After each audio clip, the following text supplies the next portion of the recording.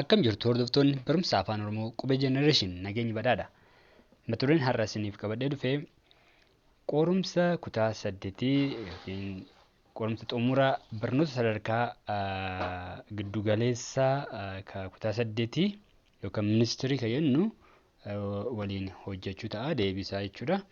Kanaafuu haga xumuraa sagantaa keenyatti waliin turan affeerraa kiyya. Jalqaba qormaata hojjechuun dura qajeelfamoota dursa fuula jalqabaa irratti nuu kennaman dubbisuu qabna jechuudha. Qormaanni toon eegaleen ajaja inni kennu qajeelfamoota jiran sirriitti dubbisuu qabna. Osoo sanan dubbisiin gara qormaataa seenuu hin qabnu. Kuni dursee nuu kenname otoo qorumsi hin jalqabin dura nu harkaa ni tura jechuudha waraqaan kuni. Barattoota hundaaf qoodamee barattoonni hundillee seenanii wal gahanitti kana ni qoodu. Kana sirriitti dubbisuun barbaachisaadha ajajasaa. Fakkeenya mee haa dubbisnu. Qorumsi kun kan kutaa 8ffaa bara 2017ti. Qajeelfamni tokkoffaa ajaja kenname sirriitti dubbiseedha. Inni asirratti yoo gaaffii qabaatte osoo qorumsi hin eegaliin nama to'atu gaafadhu. Qorumsi eegallaan gaaffii gaafachuun hin danda'amu jedha. Lammaffaa waraqaan qorumsaa kun kutaalee 2 of keessaa qaba. Afaan Oromoo akka afaan jalqabaa koodiinsaa 01 kennameefira. Afaan Ingilizii immoo 02 kennameefira. Kanaafuu tokko isaaniif yeroon kenname sa'aatii 1 qofaa jedha. Kanaan maal gochuu qabna jechuudha. Sa'aatii 2 walitti kan kenname sa'aatii 1 jalqabaa afaan Oromoo irratti dabarsuu qabna. Sa'aatii 2 lammaffaa immoo afaan Ingilizii irratti dabarsuu qabna jechuudha. Tokkoon gaaffii fi filannoowwan 4 kan qabanii jedha. Filannoowwan 4 dhiyaatan keessaa deebii kiyya kan jettu gurraachessi jedha akka kanarratti argamutti. Yoo akka tasaa deebiin keessan booda keessa deemtanii ilaaltanii osoo hin ta'in baaka ta'u ta'e deebiinsaa kana dursitee maal godhuu qabdaa? Irraa haquu qabnaa jechuudha. Balleessituudhaan irraa haqne san booda deebii keenya baasee inni sirriitti gurraachessuu qabna jechuudha. Akkuma kun gurraachee jiru kanatti gurraachessuu qabna. Kanaachitti otoo irraa naqiin yoo ta'e deebiin lachuu akka deebii filattaniitti waan ilaalamuuf ni dhabdu jechuudha. Kanaaf kanarratti of eeggannoo godhuun barbaachisaadha. Arfaffaarra yoo deebii kee jijjiiruu barbaadde akka amma jedhe kanatti jijjiiruudha. Sirriitti erga qulqulleessitan irraa qorumsa deebisa itti aanu san sirriitti gurraachessuudha. Shanaffaa qorumsa qofaa kee hojjechuu qabdaadha. Yoo naamusa kan cabsitan ta'e waraqaan firiin qormaata keessanii haqamuu danda'a. Kanaafuu of eeggannoo godhuun barbaachisaadha. Sa'aatiin kenname xumuramee to'ataan yookaan to'attuun akka dhaabdu yoo sitti himtu dhaabuu qabda battaluma sanatti jedha. Kanas to'achuu qabdu. Egaa akka fixxeenii hin baay'inii jedha. Kunillee nama biraa akka hin jeeqnee fi yoo xumurtan bahuu ni dandeessu. Tole gara gaaffii keenyatti haa deemnu. Kutaa 1 fayyadama jechootaa jedha. Kutaan tokkoffaan mee haa ilaallu.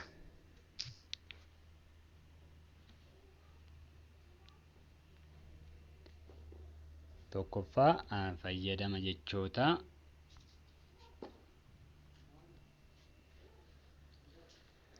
Egaa qajeelfamoota kutaa adda addaatiin kennaman sana mata duree isaa akkamitti akka gaaffiin tokko hojjetamu ni kennama jechuudha qajeelfamni.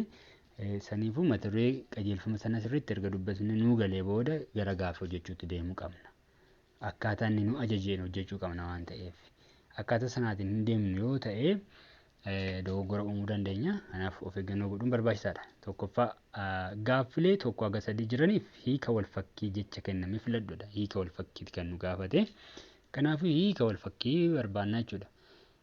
Tokkoffaa godaanuu kan jedhuuf hiikni walfakkiisaa A taa'uu, B utaaluu, C deemuu,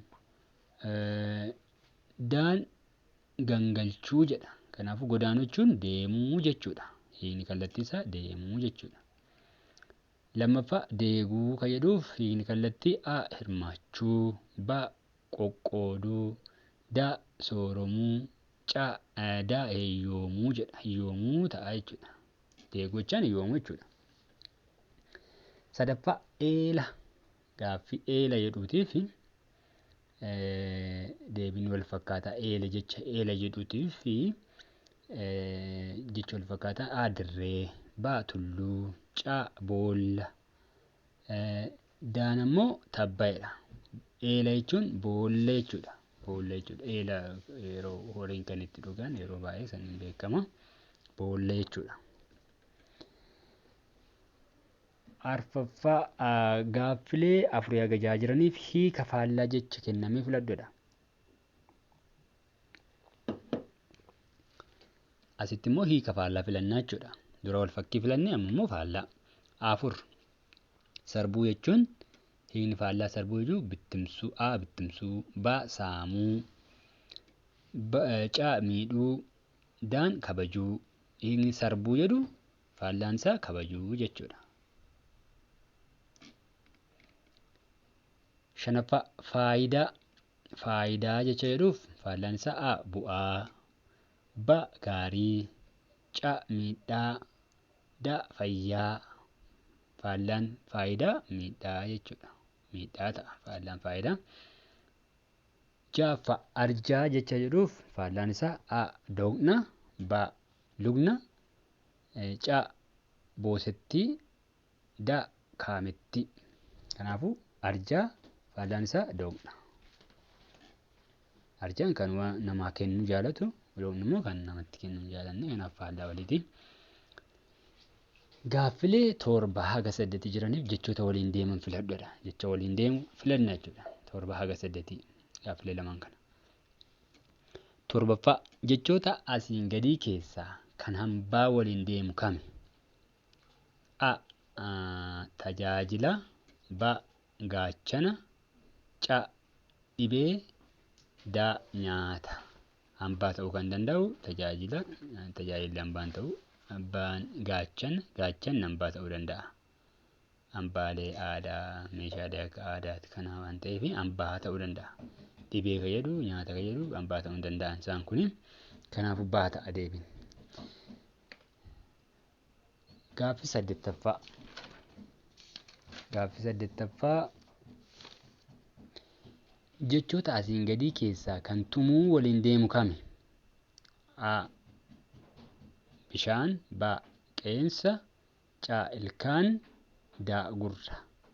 Bishaan tumuu hin jennu, qeensa tumuu hin jennu, ilkaan tumuu ni jedhama. Ilkaan tumuu jechaan giraamala tumachuu. Ilkaan tumuu ni jedhama. Kanaafuu C ta'a. Gaaffiin itti aanu 9-15 jiran ammoo jechoota jala sararamanii hiika galumsaa filadhu jedha. Hiika galumsaa filadhu jedha. 9 barattoonni cufti seera mana barumsaa kabajuu qabu jedha. A baay'een, B hundi, C muraasni, D qofti. Cufti jechuun hundi jechuu isaati. Kanaafuu baatu deebitaa. Hojjettoonni kan waan dadhabaniif gaaddisa jalatti boqotan jedha. A du'an, B nyaatan, C haara galfatan, D dhugan. Haara galfatan kan jedhutu deebitaa. Boqotan jechuun haara galfatan. Abdiin yeroo baay'ee wayyaa isaa namaaf kennee gala. Wayyaa kan jedhu A uffata, B dabtara, C kophee, D qalama. Wayyaa jechuun uffata jechuudha. Hiyyummaa balleessuuf dargaggoonni shoora guddaa qabu jedha. Shoora kan jedhuu fi kanaaf shoora jechuun qarshii, B gahee, C humna, D dandeettii. Shoora jechuun gahee guddaa qabu jechuudha dargaggoonni. Gaaffiin itti aanu boontuun karaa kutaa waan deemteef daftee mana geesse. A daree, B baay'ee, C caccabaa, D qaxxaamuraa. Daandii kutaa jechuun daandii qaxxaamuraa waan deemteef daftee mana geesse. Kanaafuu qaxxaamuraa kan jedhu deebii ta'a. 10 tulluun bara kana midhaan isaa gatii bushaan gatee jedha. A bitate, ba gurgure, ca nyaate, ca facaase. Gatii bishaan gate jechuun gatii bishaan gurgurate, gatii bishaan gurgurate jechuudha. Gatii gadaanaadhaan gurgurate jechuudha. Kanaafuu gate kan jedhu sun gurgurate kan jedhu yoo galchine inni sun galamsa sirrii ta'uu danda'a. 15ffaa aadaan calaqqee jiruu fi jireenya hawaasaati jedha. Calaqqee kan jedhu ibsituu, ba foddaa, ca calalaa, da qaqawwee. Kanaafuu aadaan ibsituu, calaqqee kan jedhu ibsituu jechuudha. Kan itti aanu gaaffilee 16 fi 17ffaa hiika jechoota kennamanii filadhu. Hiika jechoota kennamanii filannaa jechuudha as keessa. Tole harka qallate jecha kanaatiif jechoota kanaatiif deebiin isaa harka qallate jechuun argate, baa huqqate, caa hiyyoome, daa duroome. Harka qallate jechuun duroo hiyyoome jechuudha. Hiyyoome jechuudha. Hiika jechoota kenniif jedhan jedhee fi hiyyoome jechuudha. 17ffaa quba qaba. A dhagayeera, ba gabaabaadha, ca dheeraadha, da quba harkaa qabaa jechuudha. Kanaafuu deebiinsaa quba qaba jechuun dhagaheeraa odeeffannoo ni qabaa jechuudha. Gaaffilee 18-23 jiran akkaataa gaafatamtetti deebisi jedha. Himni kunuu warri rafnaan jette sareen jedhu akaakuu dubbii qolaa kam ibsa jedha.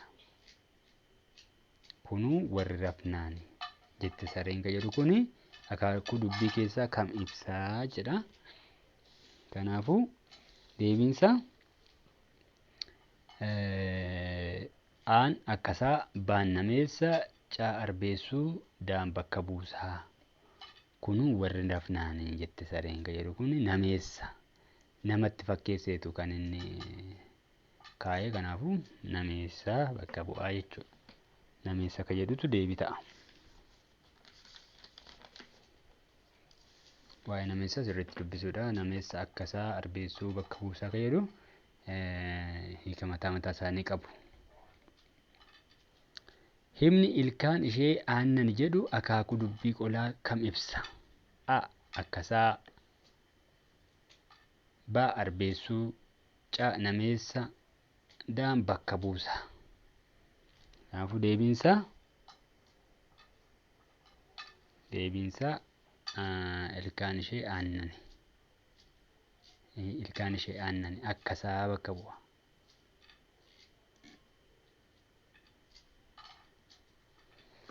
Gaaffii 20ffaa soorgoon walaloo nutti haa tolu jennee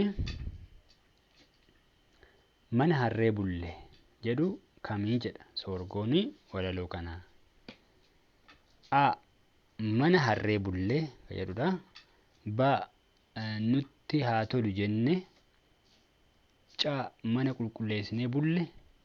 D mana harreen bultu bullee jedha. Kana keessaa deebiin soorgoon walaloo nutti haa tolu jedhu nutti haa tolu jennee mana harree bulle jedhu kana maal ta'uu danda'a? Deebiin isaa mana qulqulleessinee bullee jechuudha. Soorgoon isaa hiika kallattiiti kuni hiika dhoksaa miti. Mana qulqulleessinee bullee jechuudha. Waan biraan qabu. Garuu sookkoon isaa mana harree bullee mana harreen bultu bullee isa jedhu ta'uu danda'a jechuudha. Garuu soorgoon gaafate hiikni kallattisaa mana qulqulleessinee bullee jechuudha. Sookkoon walaloo laga gamaa ceenee boqonnaa fudhachuu gabaabaa ta'ullee arganne gammachuu jedhu kamii jedha. Kun immoo sookkoodha. A haara galfii arganneerra. B yeroo gabaabduu boqonne. C eeyyama fudhachuuf laga ceene. Daan nama gammachuu jedhamu arginee jedha. Kanaafuu kuni soorgoon isaa hiikni dubbii isaa yookiin dhoksaan isaa nama gammachuu jedhamu arganne yookiin argine jechuudha. Sookkoodha kan adda baafadhaa. Soorgoo fi sookkoon garaagarummaa qaba. 22ffaa sangaa jedhee sangoota yoo jedhe Gurra jedhee bakka duwwaa jedha. Gurra jedhee gurroota hin jedhu. Aan gurrootadha. Baan gurrawwan jedha. Caan gurreedha. Caan gurraaleedha. Gurruma jedhama malee waan biraa jechuu hin dandeenya.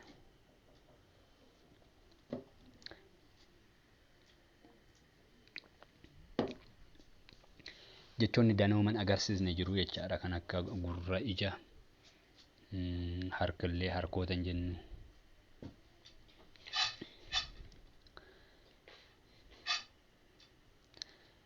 Digdami sadaffaa jechoota asiin gadii keessaa kan wan maxxanfatee danoomu kam? A. Re'ee. B. Kitaaba. C. Hoolaa. D. Gaaffii.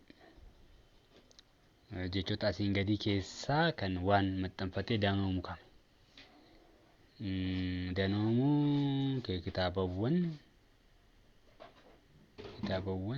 hoolaawwan hin jennu.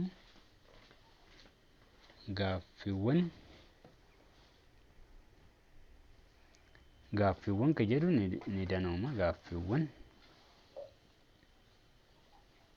Re'eewwan hin jennu. Kitaabawwan hin jennu. Hoolaawwan hin jennu. Gaaffiiwwan kan jedhu daatu deebii ta'a. Kutaa lammaffaa barreessuu kan jedhudha. Kun immoo kutaa lammaffaan barreessuu kan jedhudha. Gaaffilee 24 haga 33 jiran akkaataa gaafatamanitti deebisi jedha. 24ffaa bishaan yoo jiraate bakka duwwaa fi bakka duwwaa oomishuun ni danda'ama. Kan hima kana guutuu taasisu kami? A. Bonaa ganna. Baan bona ganna. Caan boonaa gannaa. Daan boona ganna. Kanaafuu isaan kun sirrii miti. Kunis hin ta'u. Bonaa yoo inni kun ganadha hin ta'u. Kanaafuu deebiinsa A ta'a. Bonaa fi ganna oomishuun ni danda'ama. Bishaan yoo jiraate bonaa fi ganna oomishuun ni danda'ama. Kanaafuu deebiinsa A ta'a.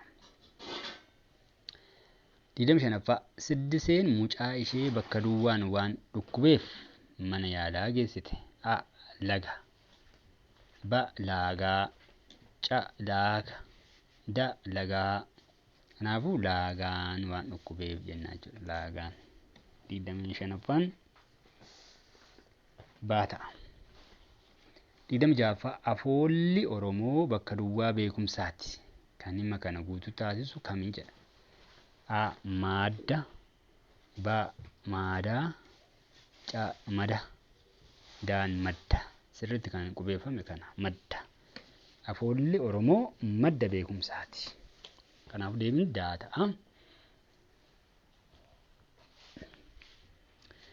Mucaan mucucaatee bakka duwwaa dhahe. Kan hima kana guutuu taasisu A. Lafa. B. Laafa. C.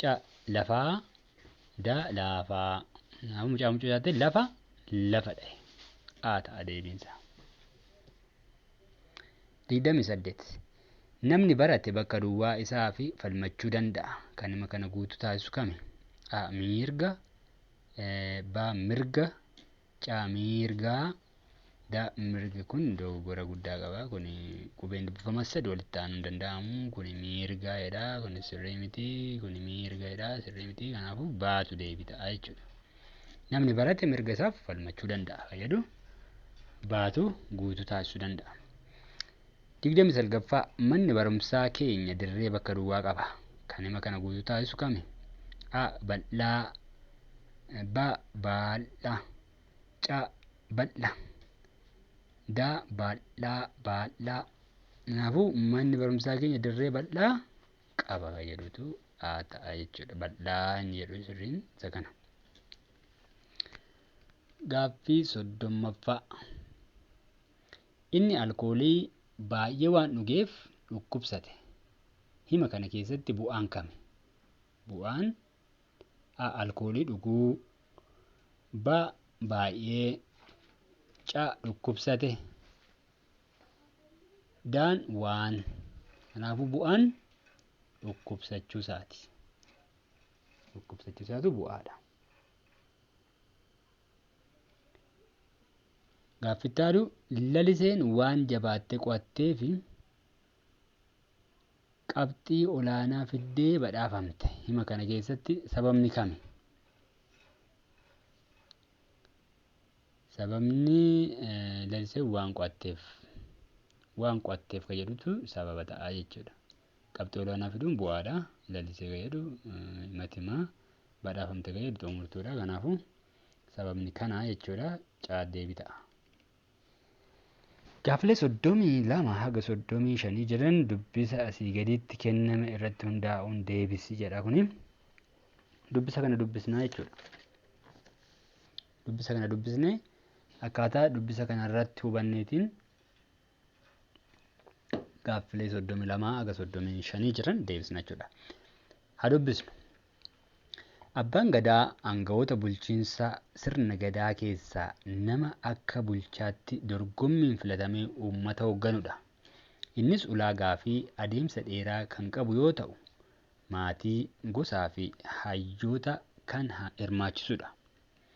Abbaan gadaa ta'anii filatamuuf ulaagaan tokkoffaa ciminoota dhuunfaati. Kunis gootummaa, obsa, amanamummaa, aantummaa qabaachuu, dandeettii nagaa buusuu fi nama hin cabaqne ta'uun isaa hawaasa bal'aadhaan madaalama. Abbaa gadaa ta'uu fi ulaagaan inni lammataa beekumsa aadaa, duudhaa, falaasama hawaasaa fi daangaa lafa bulchuuf deemu irratti qabudha. Kana malees heeraa fi seera gadaa beekuun kabajuu fi kabachiisuu danda'uu, haqa eeguu, dandeettii murtii haqaa kennuu qabaachuu fi sadarkaalee gadaa dabballee hanga doorii jiran keessa darbuunis ulaagaa isa murteessaadha. Abbaa gadaa ta'uuf ulaagaan inni sadaffaan immoo seenduubee gaarii qabaachuudha. Kunis gochoota badaa fi qaanessaa ta'an kanneen akka hannaa, sobaa fi loogii irraa bilisa ta'uu qaba. Dabalataan haadha warraa qabaachuu, safuu beekuu fi naamusa gaarii qabaachuu qaba. Walumaa galatti namni abbaa gadaa ta'uu kan uummanni oduun beeku osoo hin taane kan qabatamaan beeku ta'uu qaba jedha. Dubbisiinsa kana irratti hundoofnee haa hojjennu gaaffiiwwan jiranii 32ffaa keessa tokkoffaa sarara lammaffaa irratti innis kan jedhu yaada maalii bakka bu'aa jedha. Asirra yoo dubbisne abbaan gadaa aangawoota bulchiinsa sirna gadaa keessaa nama akka bulchaatti dorgommiin filatamee uummata bakka bu'udha. Innis kan jedhu kun eenyu bakka bu'a? Abbaa gadaa, maatii fi gosa, ulaagaa, hayyoota. Kanaafuu abbaa gadaa jedha. Abbaa gadaa bakka bu'a. Jechi innis jedhu jechaadha. 33ffaa namni tokko abbaa gadaa ta'uu fi sadarkaalee gadaa kam keessa darbu qaba? A. Dabballee hanga kuusaa. B. Gaammee gurguddaa. Dabballee hanga doorii. D. Gaammee hanga kuusaa. Kanaafuu dabballee hanga doorii kan jedhutu jira achi keessatti isaan kana keessa darbuu qabaa jedha. Dabballee hanga doorii gahuu qaba. Gaaffitiin deebii kan ta'u caadha jechuudha. Gaaffii 36ffaa haga 50 jiran immoo akkaataa gaafatamtetti deebisi jedha. Akkaataa gaafatamtetti deebisina jechuudha. 36ffaa abdiin sa'a aannanii bite kan jala sararame maali jedha. A. Gaalee maqaa. B. Gaalee maqibsaa. C. Gaalee gochimaa. D. Gaalee durduubee jedha. Kanaafuu kan jala sararame gaalee maqibsaati jechuudha. Sa'a aannanii kan jedhu gaalee maqibsaati. 37ffaa qamaleen mukarra teessee kolfiti kan jala sararame maali jedha. Mukarra jedhu gaalee maqibsaa. Baan gaalee maqaa. Caan gaalee durduubee. Daan gaalee gochimaa. Kanaafuu caa gaalee durduubee ta'a. Deebisaa mukarra kan jedhu kun gaalee durduubee jedhama. Lammiin mana bal'aa ijaarrate kan jala sararame maal agarsiisa? A. Gaalee durduubee. B. Gaalee gochimaa. C. Gaalee maqibsii. D. Gaalee maqaa. Lammiin mana bal'aa ijaarrate. Mana bal'aa ka ijaarrate ka jedhu kun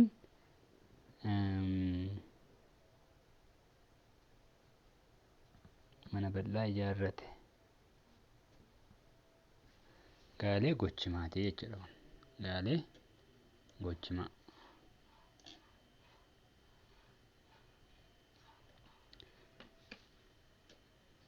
Mana bareedaa kana eenyutu ijaare? Hima kana keessatti bamaqaan akeektuu kami?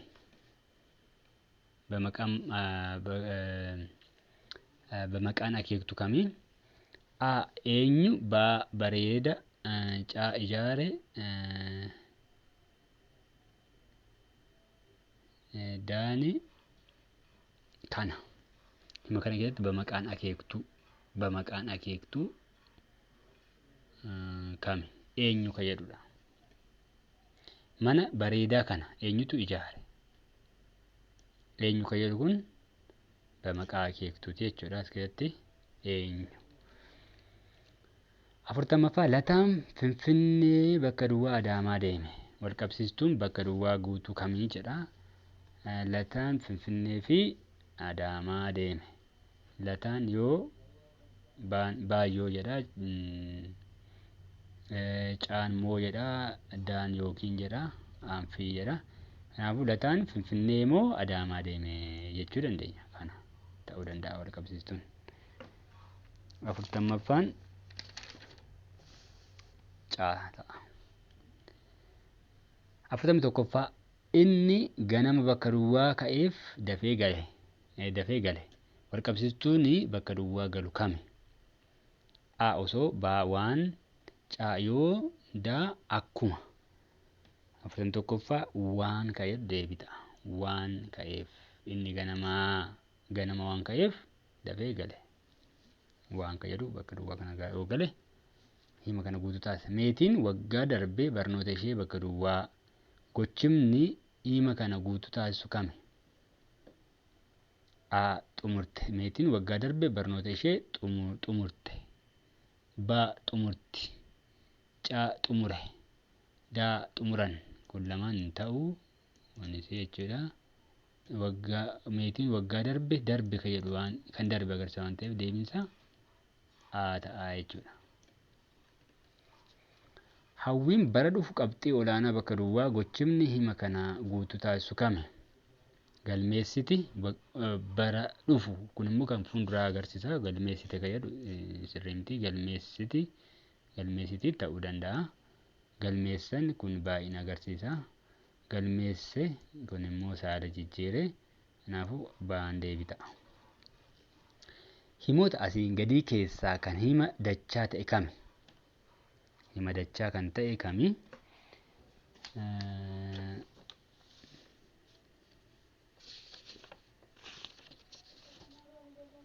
Hima dachaa kan ta'e as keessaa kami? A. Abdiin kaleessa kubbaa ilaale.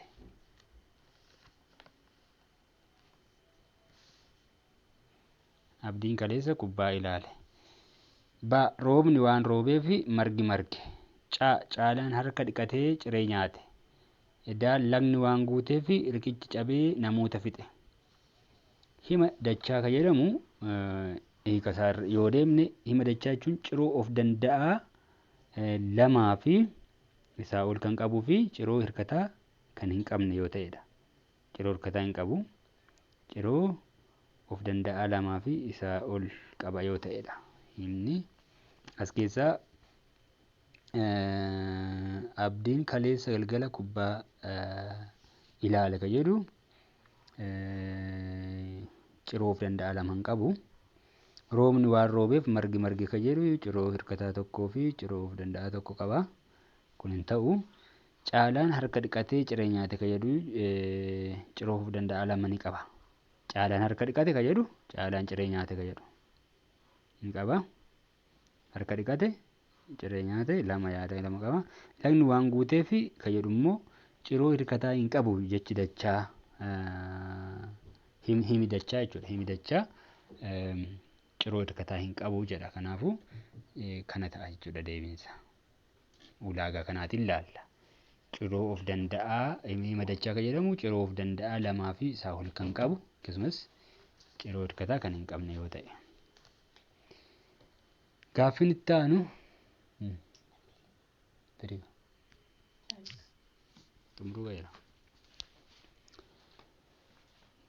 Gaaffii 45ffaa himoota asiin gadii keessaa kan hima xaxamaa ta'e kami? Jalqaba hima xaxamaa jechuun maal jechuudha? Haa ilaallume. Hima xaxamaa jechuun ciroo of danda'aa tokko fi yoo xiqqaate ciroo of danda'aa tokko qaba. Ciroo of danda'aa tokko qaba. Yoo xiqqaate ciroo hirkataa tokko qaba. Ciroo hirkataa baay'ee qabaachuu danda'a jechuudha kun. Himni xaxamaa ciroo hirkataa baay'ee qabaachuu danda'a. Ciroo of danda'aa garuu tokko qaba. Tokko qofa qabaachuu qaba.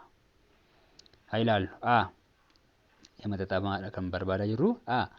Waan dhukkubsatee fi mana yaalaa deeme. Kuni ciroo of danda'aa tokko qaba. Ciroo hirkataa tokko qaba. Barsiisaan ni barsiisa, barattoonnis ni baratu. Kuni ciroo of danda'aa lama qaba. Kun hin ta'u. Daraartuun mana barumsaa deemtee deebite. Kun immoo ciroo of danda'aadha. Waan qo'ateef qabxii olaanaa fidee badhaafame. Kun immoo ciroo of danda'aa tokko qaba. Ciroo of danda'aan waan qo'ateef kan jedhu ciroo of danda'aa tokko qabxii olaanaa fide kan jedhu badhaafame kan jedhullee ciroo of danda'aa immoo lama qaba. Kanaafuu hin ta'u jechaadha. Kanaaf deebiin maal ta'a? Kana ta'a jechuudha. Ciroo of danda'aa tokkoo fi ciroo hirkataa tokko qaba jechuudha. Hima xaxamaa jechuun kana. Gaaffii 46ffaa deemnu. Himoota asiin gadii keessaa kan hima raawwimaa ta'e kami? Hima raawwimaa kan ta'e kami? Raawwimaa jechuun gocha kan raawwatu. Gocha kan raawwatu isa kamidha? Sangaan gurgurame. Biqiltuun dhaabame. Isheen biddeen tolchite. Manni abdii ijaarame. Kanaafuu himni raawwimaa kun isheen gocha kan raawwataa jiru isaan kaan irratti raawwatamaa jira. Taasima jedhama irratti raawwatamaa kan jiru. Manni barumsaa, manni abdii ijaarame, biqiltuun dhaabame, sangaan gurgurame kan jedhu taasima malee raawwima miti kan agarsiisu. Raawwima agarsiisaa kan jiru asitti isheen biddeen tolchite kan jedhu gocha raawwataa kan jiru isheedha. Kanaafuu caataa deebinsa. Himoota asiin gadii keessaa kan hima taasimaa ta'e kamii jedha. Isaan kubbaa taphatu. Wabiin kitaaba dubbisa. Barattoonni barachaa jiru. Manni barumsaa banameera. Kuni taasima kan agarsiisu manni barumsaa banameera kan jedhu kana. Gaaffii 48ffaa Kumashii kaleessa gabaa deemtee deebite. Hima kana keessatti matimni kami? Kumashii kan jedhu ta'a jechuudha. Matima jechuun abbaa dhimma. Kaleessa gabaa deemte kan jedhu hin ta'anii. Kanaafuu matimni kumashii. Deebita. Jechoota asiin gadii keessaa kan fufii duraa maxxanfachuu danda'u kami? Fufii duraa kan maxxanfachuu danda'u nama, mure, saree, hoolaa. Kanaafuu fufii duraa kan maxxanfachuu danda'u kana. Mummure. Mummure jechuu dandeenya jechuudha. Kanaafuu isatu fufii duraa maxxanfachuu danda'a. 50ffaa jechoota asiin gadii keessaa kan fufii booda maxxanfatee danamuu danda'u kami? Jabbilee, jabbii, cabe, tokko, diimaa. Kanaafuu fufii booda maxxanfatee kan danamuu danda'u jabbii kan jedhu jabbilee, jabboota jennee akkasiin danamuu danda'a jechuudha. Gaaffilee 51 hanga 54 jiran akkaataa gaafatamtetti deebisi.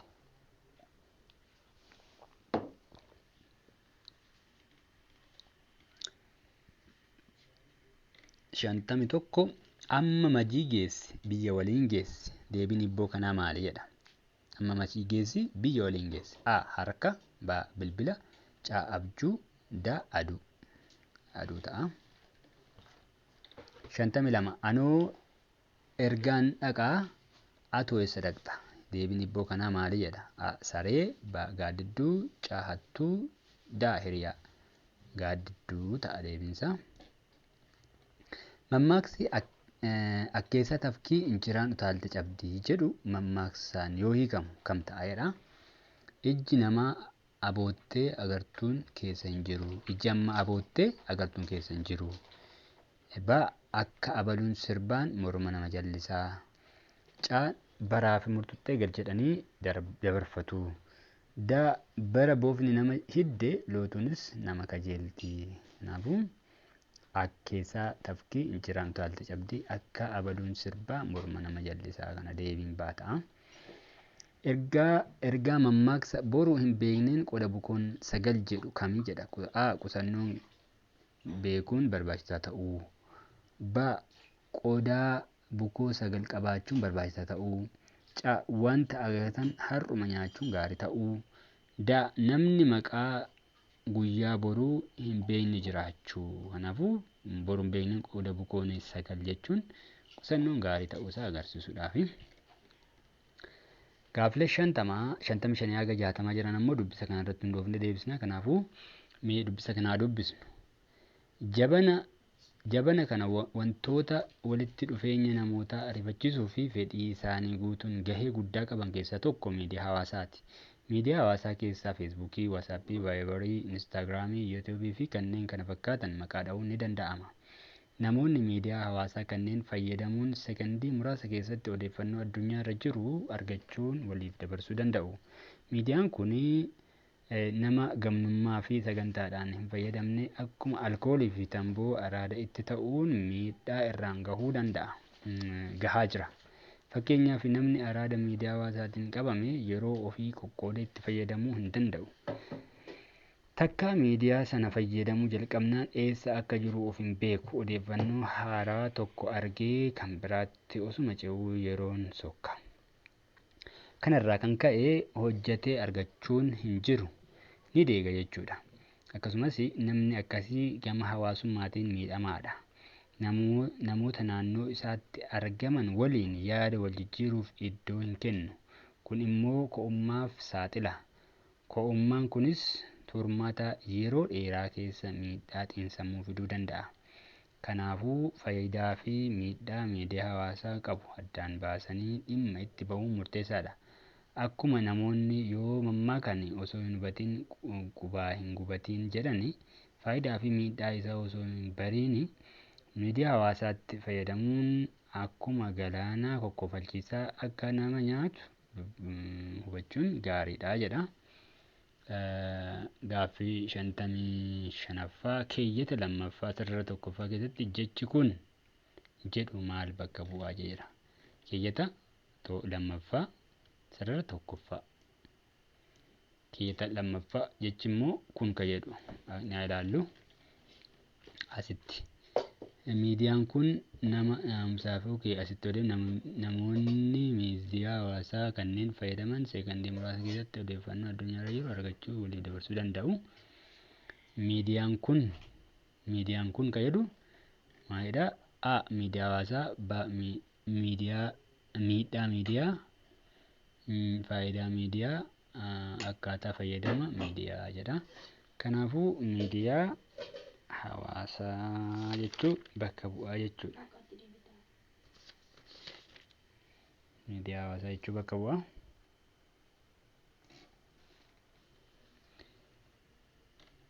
Deebiin miidiyaa hawaasaa ta'a. Yaadni ijoo keeyyata lammaffaa maali jedha? Akkaataa dubbisa kanarraatti hubachuun danda'amutti yaadni kan lammataa kun asii qabee agasiitti keeyyata lammaffaa kan jennu. Yaadni isaa walii galaa maalidha? Dubbisa kana yoo irra deebitanii dubbistan miidhaa miidiyaa hawaasaati. Miidhaa miidiyaa hawaasaa fidu agarsiisa. Maalummaa miidiyaa hawaasaa, faayidaa miidiyaa hawaasaa, caabaasii miidiyaa hawaasaa. Kanaafuu miidhaa inni geessisudha. Waa'ee miidhaa inni geessisuu fakkeenyaaf deegaaf nama saaxiluu, qo'ummaaf nama saaxiluu waan akkasii. 57ffaa keeyyata lammaffaa sarara shanaffaa irratti kanarraa kan ka'e kan jedhu maal ibsaa'edha. Kanarraa kan ka'e hojjetee argachuun hin jiru jedha. Kanaafuu maal ibsaa? Yeroo fayyadama miidiyaa qoqqooduu, baa odeeffannoo irraa odeeffannootti ce'uu, caan odeeffannoo haalaan fayyadamuu, miidiyaatti sagantaan fayyadamuu. Kanaafuu kanarraa kan ka'e kan jedhu odeeffannoo irraa odeeffannootti ce'uu kan jedhu agarsiisa. Namni araada miidiyaa hawaasaatiin qabame maal ta'a? A. Ko'ummaan isa hin mudatu. B. Miidhaa xiinsammuu hin qabaatu. C. Yeroo isaatti seeraan hin fayyadamu. D. Hawaasummaaf xiyyeeffannoo kennaa kan jedhu. Kanaafuu deebiin isaa C'dha. Seeraan yeroo itti hin fayyadamu.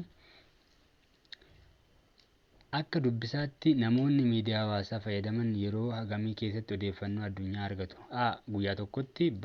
Guyyaa muraasatti. C. Torban tokkotti. D. Sekondii muraasatti argatu. Mata dureen dubbisa kanaa maal ta'uu danda'a? A. Miidiyaa hawaasaa. B. Karoora qabaachuu. C. Alkoolii dhuguu. D. Tamboo tuutuu. Kanaafuu miidiyaa hawaasaa kan jedhu ta'a mata dureen isaa.